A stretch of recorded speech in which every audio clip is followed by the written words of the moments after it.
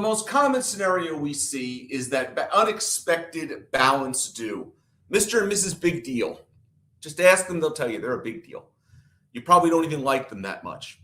But Mr. and Mrs. Big Deal drop off their tax documents on the last day your engagement letter allows. In fact, they even called up the week before and said, and what's the last possible moment I could get you my stuff and not have one of those extensions?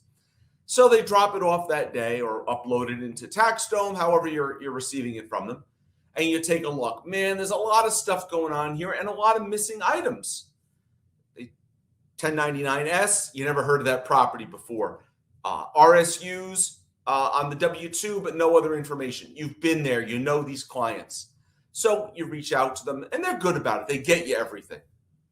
But, man, there were a bunch of big things on that return. Extra income, under withholding, no withholding on something they thought wouldn't be taxed is. They owe money, and they don't have it. You have to deliver this bad news on April 10th, which is the soonest you could have. You didn't delay it. It wasn't sitting in your office. As soon as it came in, boom, boom, boom, we got it out.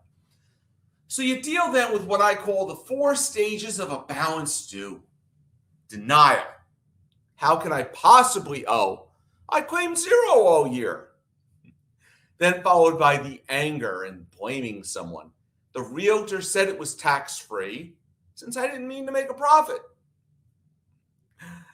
Then the bargaining. What if I write off my $240,000 Bugatti? I only drive it to the rental house.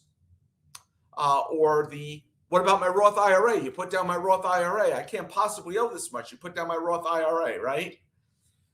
And then finally, they get to that their reality is, well, can I just have an extension? Let's file an extension, and I'll figure something out, by going on to TikTok.